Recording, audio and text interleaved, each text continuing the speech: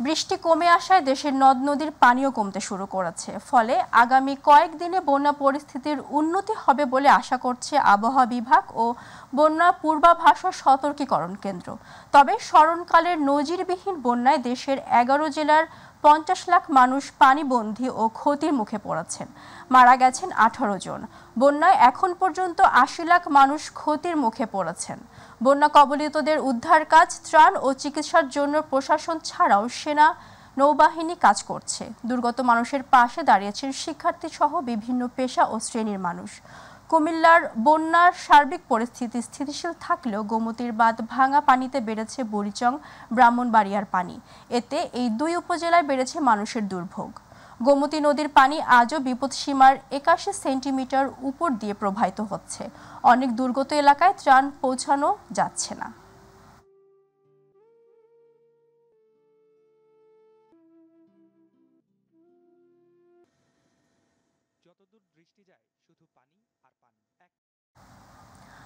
দর্শক, এই মুহূর্তে সুনামগঞ্জ থেকে বন্যা পরিস্থিতির খবর জানাচ্ছেন প্রতিনিধি আবু হানিফ। জি ধন্যবাদ। যেমনটি বলছিলাম, গত সপ্তাহে যেভাবে বৃষ্টিপাত হয়েছিল এবং উজান থেকে নেমে আসা পাহাড়ি ঢলের পানিতে কিন্তু সুনামগঞ্জের সুরমা, জাদুকাটা, বৌলাই, পাটলাই সহ সবকটি নদীর পানি এবং হাওরের পানি কিন্তু বৃদ্ধি পেয়েছিল, যার ফলে সাধারণ মানুষ কিন্তু একটি আতঙ্কের মধ্যে ছিল। তবে গতকালকে থেকে বৃষ্টি না হওয়ায় এবং রৌদ্রের দেখা পাওয়ায় কিন্তু আজকেও প্রচুর রৌদ্র বৃষ্টি হচ্ছে না, যার ফলে সুরমা সহ সবকটি নদী এবং হাওরের পানি কিন্তু কমতে শুরু করেছে। আমি কথা বলেছিলাম পানি উন্নয়ন বোর্ডের যে নির্বাহী প্রকৌশলী মামুন হাওলাদারের সাথে। তিনি যেমনটি জানিয়েছেন যে গতকালকে এবং আজকে সুরমা নদীর পানি কমে কিন্তু বিপদসীমার 51 সেন্টিমিটার নিচ দিয়ে প্রবাহিত হচ্ছে। আপনারা দেখতে পাচ্ছেন এই যে সুরমা নদীর পাড়ে আমি রয়েছি, জামালগঞ্জের থানার অপোসাইডে যে সুরমা নদী রয়েছে সেখানে আমি আছি। যে পানি কমতে শুরু করেছে, তবে যারা নিচু এলাকার মানুষ রয়েছিল তাদের বাসা বাড়িতে, তাদের যে জমিতে কিন্তু কিছু পানি উঠেছিল সেটিও কিন্তু গতকালকে এবং আজকে কিন্তু সেইগুলা নেমে যাচ্ছে, যার ফলে কোনো ক্ষয়ক্ষতি তাদের হচ্ছে না। অল্প সময় থাকার পরে কিন্তু পানিগুলো নেমে যাচ্ছে। তো এখন পর্যন্ত কিন্তু রৌদ্রের দেখা মিলার কারণে এবং পানি কমতে থাকার কারণে কিন্তু মানুষের মাঝে একটি স্বস্তি ফিরে এসেছে। তো এই ছিল আমার কাছে সুনামগঞ্জের পানি বৃদ্ধির সর্বশেষ। হানিফ, আপনাকে ধন্যবাদ। রাঙ্গামাটির কাপ্তাই হ্রদের পানির বৃদ্ধির হার অব্যাহত থাকায় এবং পরবর্তী অনাকাঙ্ক্ষিত পরিস্থিতি এড়াতে স্পিলওয়ের 16টি গেট 6 ইঞ্চি করে খুলে দেওয়া হয়েছে। সকাল 8:10 এ বাঁধ খুলে দেওয়া হয়। শনিবার রাতে গেট খোলার কথা থাকলেও খোলা হয়নি। তবে পানির লেভেল বিপদসীমার উপরে চলে যাওয়ায় সকাল 8:10 গেট খুলে দেওয়া হয়েছে, যা থেকে প্রতি সেকেন্ডে 9000 কিউসেক পানি নিষ্কাশন করবে। পরবর্তী পরিস্থিতি বিবেচনায় গেট খোলার পরিমাণ বাড়ানো হতে পারে।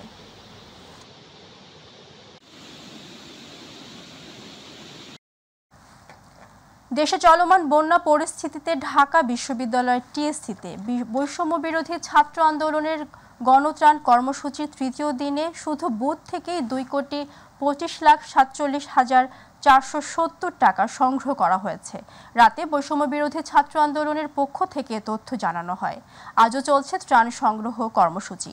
টিএসসির প্রধান গেটে কয়েকটি টেবিল বসিয়ে অস্থায়ী বুথ তৈরি করা হয়েছে।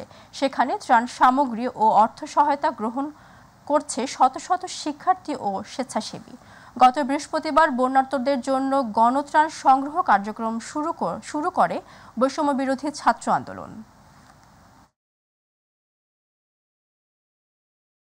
কমপক্ষে 1000 থেকে 1200 আমরা খাবার এবং পানীয় এবং অন্যান্য আমরা ট্রাকে কাপড় আমরা দেওয়ার চেষ্টা করেছি। তো এরকম 50টি ট্রাক আমরা প্রথমত ফেনী, কুমিল্লা, নোয়াখালী, লক্ষ্মীপুর, ব্রাহ্মণবাড়িয়া, হবিগঞ্জ, মৌলভীবাজার এবং এগুলোতে আমরা ডিরেক্টলি ট্রাক পাঠিয়েছি।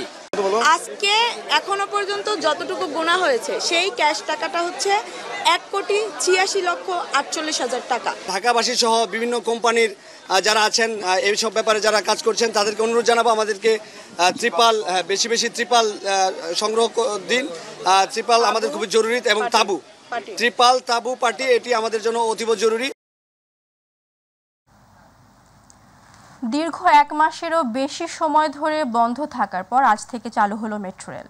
ঢাকার উত্তরা থেকে মতিঝিল পথে মেট্রো রেল চলাচল শুরু হলো। তবে মিরপুর 10 ও কাজীপাড়া স্টেশনে আপাতত মেট্রো রেল থামবে না এবং যাত্রী সেবা কার্যক্রম বন্ধ থাকবে।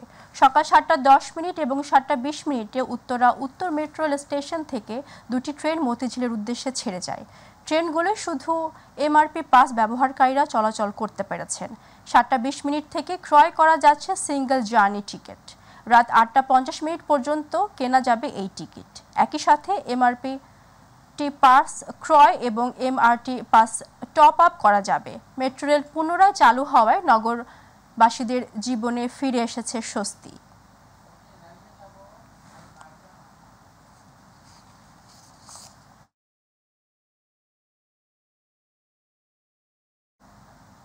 দর্শক, এই মুহূর্তে যুক্ত হচ্ছেন সহকর্মী রাকিব হাসান। রাকিব, 37 দিন পর শুরু হলো মেট্রো রেল চলাচল, যাত্রীরা কি বলছেন এ প্রসঙ্গে?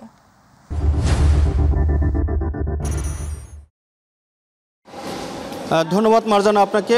আসলে যে বিষয়টি বলছিলেন যে দীর্ঘদিন পর কিন্তু আবার রাজধানীবাসী সেই মেট্রো রেলের স্বাদ পেলেন। অর্থাৎ আমরা জানি যে কোটা সংস্কার আন্দোলনের পর সেই কমপ্লিট শাটডাউন যে ঘোষণা করা হয়েছিল তারপরেই কিন্তু এই মেট্রো চলাচল কিন্তু বন্ধ ঘোষণা করা হয়। তারপরেই কিন্তু দীর্ঘদিন পর আজকে আবারও সেই মেট্রো রেল চালু হলো এবং আমরা জানি যে সকাল 10টা থেকে উত্তর থেকে প্রথম ট্রেনটি আবার ছেড়ে আসেন এবং ছেড়ে আসার পর থেকে আসলে সেই যাত্রীদের মাঝে যে অনেক উৎসাহ উদ্দীপনা তা কিন্তু আমরা সকাল থেকেই লক্ষ্য করছি। এখন যদিও দুপুর, তারপরও আমরা দেখতে পাচ্ছি কিন্তু স্টেশনগুলোতে কিন্তু যাত্রীদের আনাগোনা রয়েছেন এবং তারা কিন্তু গন্তব্যে খুব সহজে এক স্থান থেকে অন্য স্থানে তারা যাচ্ছেন এবং খুব দীর্ঘদিন পরে মেট্রো রেল চালু হওয়ায় সবাই খুব খুশি। এখানে যারা যাত্রী রয়েছেন তারা অত্যন্ত খুশি এবং যারা কাজ করতে আসছেন এখানে কর্মচারী তারাও বলছেন যে সকাল থেকে তারা খুব ব্যস্ত সময় পার করছেন। অর্থাৎ যাত্রীদের চাপ অনেকটাই বেড়েছে। প্রথম দিকের মতো যেই যাত্রী চাপ ছিল সেই প্রথম দিকের মতোই কিন্তু তারা এই যাত্রী চাপটি পাচ্ছেন। এবং আরও একটি বিষয় একটু বলতে চাই যে আসলে যেহেতু কমপ্লিট শাটডাউনের পর এটি বন্ধ করে দেওয়া হয়, এরপরেই কিন্তু আমরা জানি যে বৈষম্যবিরোধী ছাত্র আন্দোলনকে কেন্দ্র করে মিরপুর 10 এবং কাজীপাড়া স্টেশনটি অনেকটাই ভেঙে যায়, ভাঙচুর চালানো হয় ভিতরে এবং সেই কারণে আমরা দেখতে পাচ্ছি যে এই দুটি স্টেশন বাদ দিয়েই কিন্তু এই মেট্রো রেলটি চালু করা হয়েছে। অর্থাৎ কাজীপাড়া এবং মিরপুর 10 স্টেশনটি বন্ধ রেখেই উত্তরা থেকে মতিঝিল পর্যন্ত মেট্রো রেলটি চালু করা হয়েছে এবং সেই মেট্রো রেলের সুবিধা কিন্তু মানুষ পাচ্ছেন। কিছু কিছু মানুষ অবশ্য তারা এই দুটি স্টেশন বন্ধ থাকার কারণে কিছুটা দুর্ভোগে পড়তে হচ্ছে, সে বিষয়টি আমাদেরকে জানিয়েছেন। তবে তারা সব মিলিয়ে তারা খুশি যে মেট্রো রেল আবারও চালু হয়েছে। সেই মেট্রো রেল থেকে তারা যে যানজটবিহীন বা খুব অল্প সময়ে এক স্থান থেকে অন্য স্থানে অর্থাৎ উত্তরা থেকে মতিঝিল তারা চলে আসতে পারছেন, সেই জন্য তারা কিন্তু আবারও সরকারের প্রতি কৃতজ্ঞতা জানিয়েছেন। তবে এই দুটি স্টেশন কিন্তু চালু করতে এরই মধ্যেই কিন্তু সরকার উদ্যোগ গ্রহণ করেছেন এবং আমরা জানি যে বাংলাদেশের বুয়েটের একটি টিম এই বিষয় নিয়ে তারা কাজ করছেন এবং খুব সহজেই তারা এই দুটি স্টেশনও চালু করে দিতে পারবেন বলে তারা জানিয়েছেন। সেই লক্ষ্য নিয়েই কাজ করে যাচ্ছেন। এছাড়া আমরা বলতে পারি যে সব বিষয়ে মিলিয়ে সব কিছু মিলিয়ে আগের মতোই অনেকটা প্রাণচাঞ্চল্য ফিরে পেয়েছে এই মেট্রো রেল স্টেশনগুলোতে। যাত্রীরাও কিন্তু প্রচণ্ড উৎসাহ উদ্দীপনা নিয়ে আসেন এবং যাত্রীদের ভিড়ও অত্যন্ত ভিড় আমরা লক্ষ্য করতে পারছি। মারজানা, ধন্যবাদ আপনাকে রাকিব। সেনানিবাসে যেসব পুলিশ কর্মকর্তাদের আশ্রয় দেওয়া হয়েছে তাদের তালিকা প্রকাশের দাবি জানিয়েছেন বিএনপির স্থায়ী কমিটির সদস্য অবসরপ্রাপ্ত মেজর হাফিজ উদ্দিন আহমেদ। সকালে জাতীয়তাবাদী মুক্তিযোদ্ধা দলের 32তম প্রতিষ্ঠা বার্ষিকী উপলক্ষে বিএনপির প্রতিষ্ঠাতা ও সাবেক রাষ্ট্রপতি জিয়াউর রহমানের সমাধিতে ফাতেহা পাঠের পর তিনি এ দাবি জানান।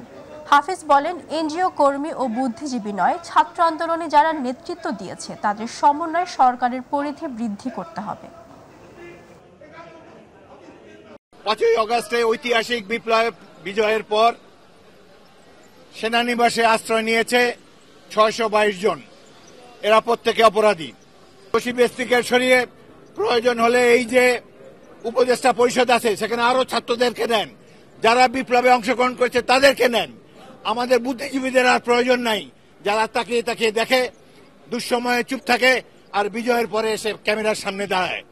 সুতরাং এই অবস্থার অবসান চাই। প্রকৃত বিপ্লবীদেরকে নিয়ে এই সরকার গঠিত, এটাই আমরা কামনা করি।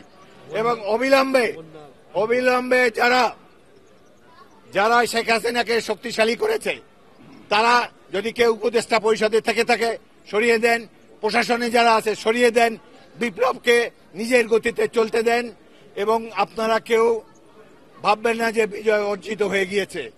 পাশের দেশে বসে শেখ হাসিনা অনেক ষড়যন্ত্র করবে, সুতরাং আপনারা সজাগ থাকবেন। নারায়ণগঞ্জ ১ আসনের আওয়ামী লীগের সাবেক সংসদ সদস্য ও সাবেক বস্ত্র ও পাট মন্ত্রণালয়ের মন্ত্রী গোলাম দস্তগীর গাজীকে গ্রেফতার করেছে পুলিশ। মধ্যরাতে তাকে শান্তিনগর থেকে আটক করা হয়। গত ২১ আগস্ট নারায়ণগঞ্জের রূপগঞ্জ থানায় তার বিরুদ্ধে হত্যা মামলা দায়ের করা হয়। এরপর ৫ আগস্ট শেখ হাসিনার পদত্যাগের পর আনন্দ মিছিলে রূপগঞ্জে গুলিবিদ্ধ হয়ে মারা যায় স্কুল ছাত্র রোমান মিয়া। এ ঘটনায় নিহতের খালা বাদী হয়ে শেখ হাসিনা, ওবায়দুল কাদের, গোলাম দস্তগীর গাজী ও তার ছেলেসহ ৪৫ জনের নাম উল্লেখ সহ অজ্ঞাতনামা ৬০ জনকে আসামি করে মামলা দায়ের করেন।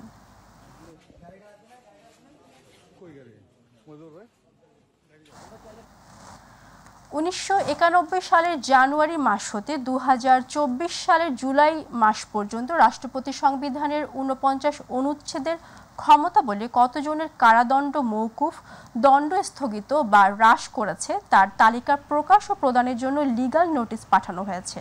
স্বরাষ্ট্র সচিব, আইন সচিব, মন্ত্রিপরিষদ সচিব ও রাষ্ট্রপতির কার্যালয়ের সচিবকে এ নোটিশ পাঠানো হয়। আজ সুপ্রিম কোর্টের আইনজীবী ব্যারিস্টার মোহাম্মদ ওমর ফারুক নোটিশ পাঠান। নোটিশে বলা হয়েছে, রাষ্ট্রপতি কিভাবে, কোন প্রক্রিয়ায়, কাদের সুপারিশ বা তদবিরে দাগি, ঘৃণিত, কুখ্যাত, সাজাপ্রাপ্তদের ক্ষমা করে বা দণ্ড মওকুফ করে দায় মুক্তি দিচ্ছেন তা একজন নাগরিক হিসাবে সবার জানার অধিকার আছে। রাষ্ট্রপতির ক্ষমা সংক্রান্ত সংবিধানে ৪৯ অনুচ্ছেদের ক্ষমতার অপব্যবহার না করে রাজনৈতিক উদ্দেশ্যে বা রাজনৈতিক কোনো রকম বল প্রয়োগ আছে কিনা তাও খতিয়ে দেখা দরকার।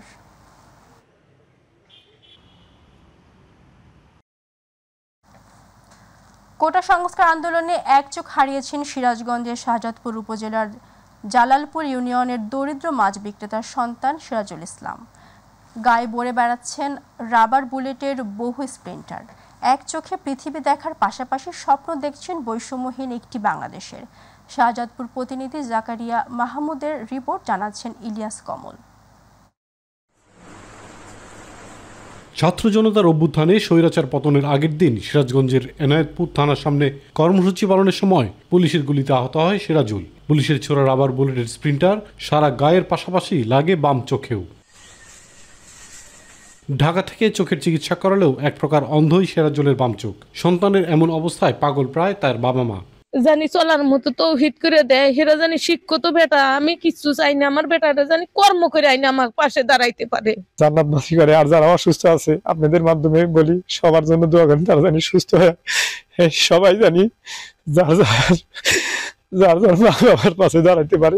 শরীরে অসংখ্য ক্ষতচিহ্ন থাকলেও অভিযোগ অনুযোগ নেই সিরাজুলের। সান্ত্বনা একটাই, চোখের বিনিময়ে দেশে এসেছে নতুন স্বাধীনতা। আমাদের উপর অনাকাঙ্ক্ষিতভাবে পুলিশ গুলি ছাড়ার পরে আমার সাবধানতায় ছিলাম, কিন্তু থানার ভিতর থেকে গুলি করে আমার শরীরে লাগার পরে চোখে লাগার পরে আমি ওখানে পড়ে যাই। তখন আমার আরো অন্য সকল আন্দোলনের সহকারী ভাইয়েরা আমাকে নিয়ে হসপিটালে যায়।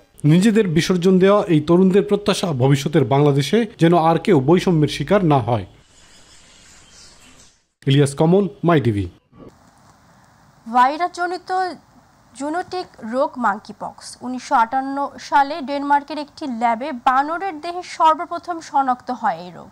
প্রথমত মধ্য ও পশ্চিম আফ্রিকার ১১টি দেশে মাঙ্কিপক্স দেখা দিলেও বর্তমানে ইউরোপ, উত্তর আমেরিকা, সিঙ্গাপুর সহ অনেক দেশেই এই রোগের প্রাদুর্ভাব ছড়িয়ে পড়েছে।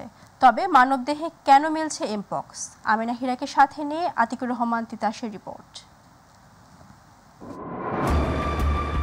বিশ্বজুড়ে প্রাণীবাহিত রোগ মাঙ্কিপক্স এখন আরেক আতঙ্কের নাম।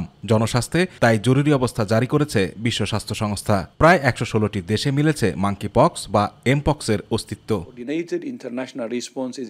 European centre for disease prevention and control মতে ২০২২ সালের শুরু থেকে গত জুলাই মাসের শেষ পর্যন্ত সারা বিশ্বের ১১৬টি দেশে মাঙ্কিপক্সের ৯৯,১৭৬ জন রোগী শনাক্ত হয়েছে এবং মারা গেছেন ২০৮ জন। অপরদিকে 2024 সালে আফ্রিকান সিডিসি জানিয়েছে 14,719 জন সন্দেহভাজন এবং 2,822 জনের দেহে এমপক্স শনাক্ত হয়েছে। এদের মধ্যে প্রাণ গেছে 517 জনের।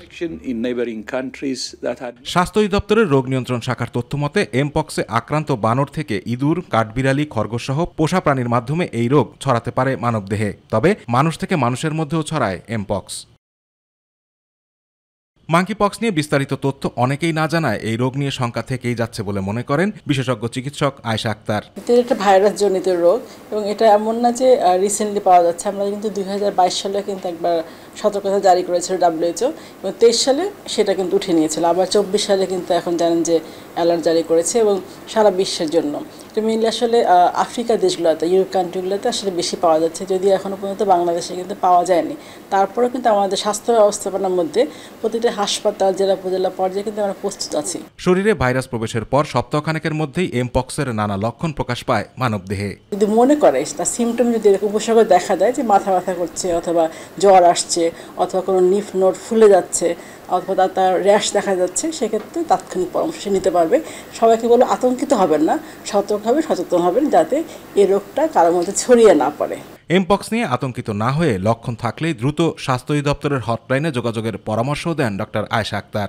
বাইরে থেকে আগত কোনো ব্যক্তি যদি শরীরে এরকম জ্বর দেখা দেয় অথবা কোনো ধরনের র্যাশ দেখা দেয় অথবা মাথা ব্যথা, এই টাইপের লক্ষণগুলো দেখা গেলে তাৎক্ষণিক চিকিৎসকের পরামর্শ নেয়। সেক্ষেত্রে হটলাইনের সেবাগুলো কিন্তু আমাদের আছে, স্বাস্থ্য অধিদপ্তরে 16263 IDC এর নাম্বারগুলো আছে, দেওয়া আছে বিভিন্ন জায়গায়। আতিকুর রহমান তিতাস, মাই টিভি।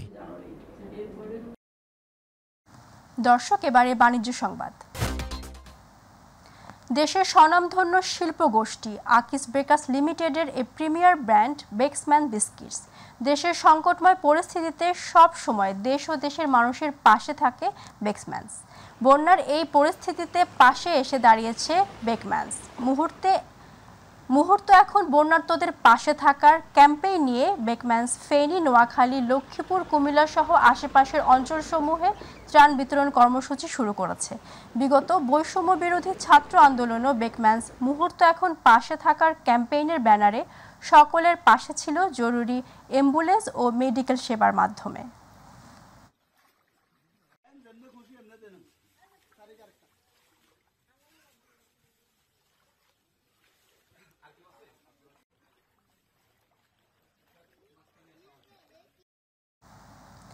দেশের অন্যতম বৃহৎ শিল্পগোষ্ঠী মেঘনা group of industry Feni, Comilla, Noakhali, Lakshmipur সহ দেশের বিভিন্ন স্থানে বন্যার্তদের মাঝে ত্রাণ সামগ্রী বিতরণ করেছেন। ত্রাণ সামগ্রীর মধ্যে ছিল বিশুদ্ধ পানি, খাবার, চাল, ডাল, তেল, লবণ, চিনি, বিস্কুট সহ অন্যান্য শুকনো খাবার। এছাড়া প্রতিষ্ঠানের নিজস্ব হেলিকপ্টারের উদ্ধার কার্যক্রম পরিচালনা ও ত্রাণ সামগ্রী পৌঁছে দিচ্ছে। দেশের এই দুর্যোগের সময় মেঘনা গ্রুপ অফ ইন্ডাস্ট্রির বন্যার্তদের পাশে দাঁড়াতে নিরলসভাবে কাজ করে যাচ্ছে।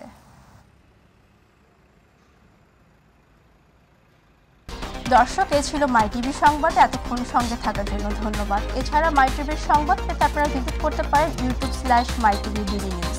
এছাড়া আমাদের অন্যান্য অনুষ্ঠান দেখতে ভিজিট করুন youtube/mytvbangla, facebook/mytvbangla।